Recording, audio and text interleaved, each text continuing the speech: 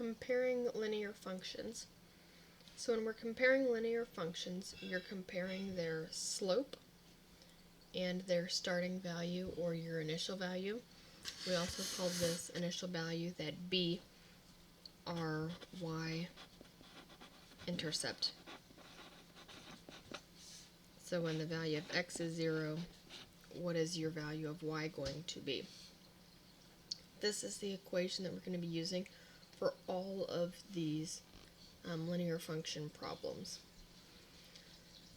There is one style of equation that's called a direct variation.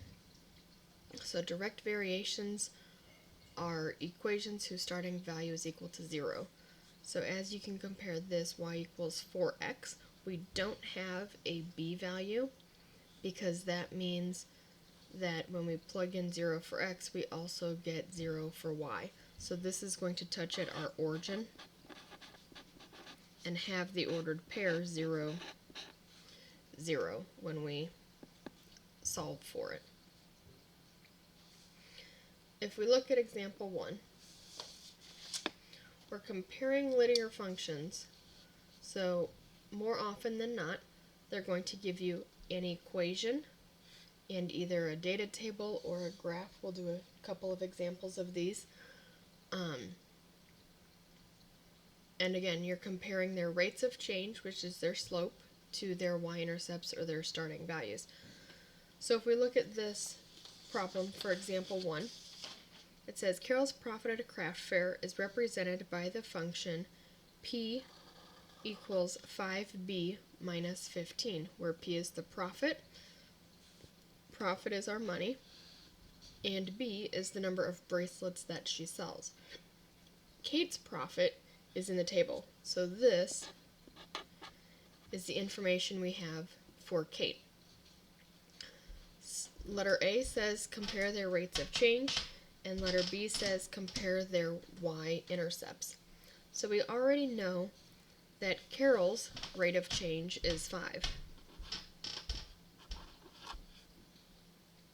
which means if this is 5b, or 5 times the number of bracelets, this tells me that each bracelet is going to cost $5.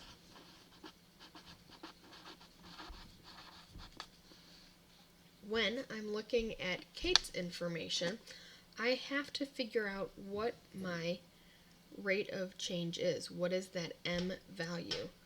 That's when we use our counting. X is my number of bracelets sold.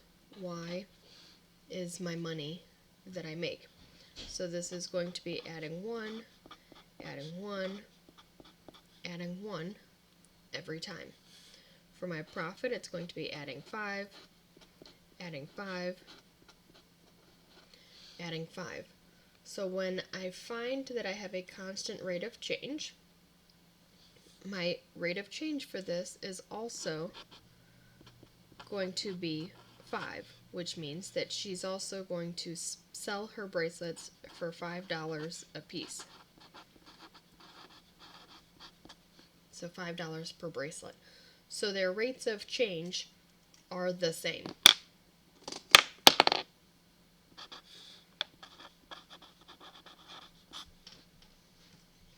For letter B, it wants you to compare their y-intercepts. So again, for Carol's, we know that Carol's y-intercept is a negative 15. So this means if I plugged in 0 for B, I would have negative 15. So if she sells 0 bracelets, she has not made a profit. She actually is down $15. So her initial value is negative 15, most likely because this was the cost of supplies. She spent $15 on supplies, so she's going to have to make up that in order to start earning a profit. In order to find Kate's y-intercept, we have to do a little bit of math. So we already found that her rate of change is a 5.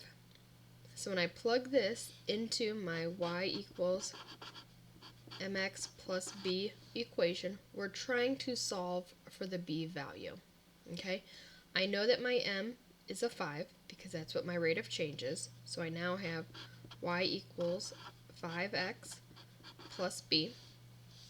From this data table, we have 4 sets of ordered pairs that we can use. Choose any ordered pair. For this one, I'm going to choose the 3 and the 15. When I plug those into my equation down here,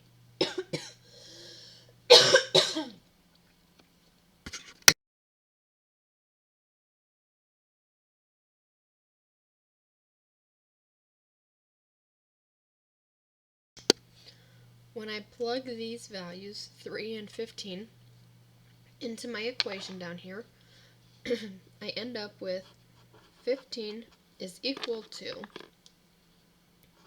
5 times 3, and then plus my b. So when I go through and solve for b, I have 15 is equal to 15 plus b. If I want the b by itself, that means I have to get rid of my 15. So when I subtract it from both sides, I get b is equal to 0. So my equation for Kate is going to be my profit is equal to 5 times the number of bracelets. And I don't have a b value, so I don't have a plus or minus at the end. So that means that Kate's y-intercept is going to be $0. So if negative 15 means the cost of the supplies, Kate's $0 means that she didn't spend any money on supplies. Okay? I'm going to do 2 more examples. The next one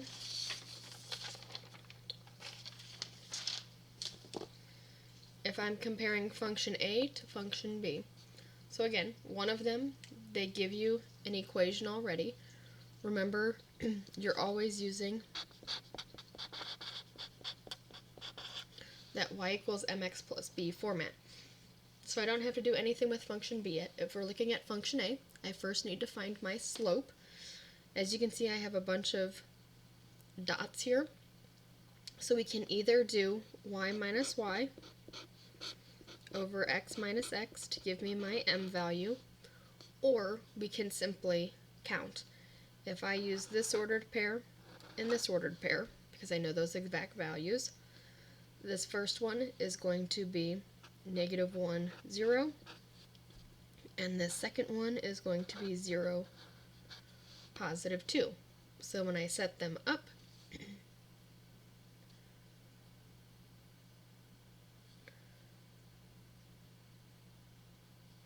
I'm going to end up with 2 minus 0, negative 1, 0, plus 1, because it's y minus a negative.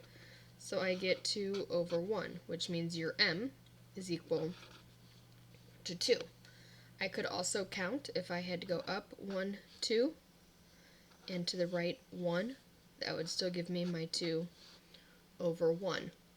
So starting off, I now have y equals 2x plus or minus whatever my b value is. So I now need to either calculate my b value, or I know that my b is the same thing as my y-intercept.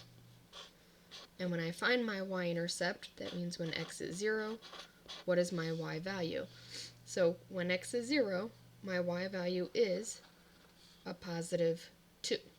So my equation for function A is going to be y equals 2x plus 2. So now we're comparing these two equations together. So which one has the greater slope? Your slope is your m value, so the greater would be function because this has a slope of 4, and you just calculated a slope of 2 for function A. Which one has the greatest y-intercept? We said that the y-intercept was the plus or minus at the end.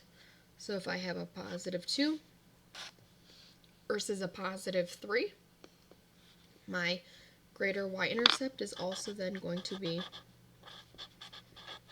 function B. And the last one is going to be similar to the first one that we did. They're going to give you an equation and a data table, and you have to calculate your y-intercept and your slope for function B. So right now we don't need to do anything because my slope is going to be 2 and my y-intercept is going to be a negative 2. Let me use a different color so you can see.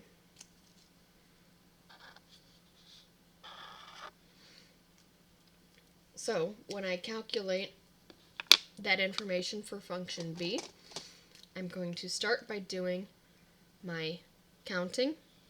So from negative 3 to 2, it's a positive 1. From negative 2 to positive 6, it's going to be an 8. From negative 5 to negative 4, again, it's going to be a positive 1. And this is going to give me a positive 8. So your slope for this one is going to be a 1. You can also calculate the slope by choosing any two ordered pair and doing your y minus y over x minus x. So if I choose the last two as my ordered pairs, I'm going to have 6 plus 2. I'm going to actually have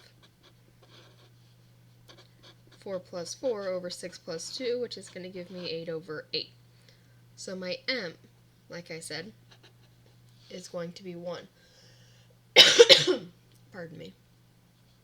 So your starting equation now is going to be y equals 1x, and I'm going to have to solve for that b, so I'm just going to put a plus minus b. Choose any ordered pair to plug into our equation. I'm going to use the one that I haven't used yet. So my y is a negative 5, so I have negative 5 is equal to 1 times a negative 3, plus my b, negative 5 is equal to negative 3 plus b. If I add 3 to both sides, I get a b value which is equal to a negative 2. So my equation for function b is going to be y equals x minus 2. So when I'm comparing their slopes, the one with the greater slope is going to be function A because it has a 2 and function B has a 1. So function A is going to have the greater slope, and when I compare their y-intercepts, they're going to have the same y-intercept of negative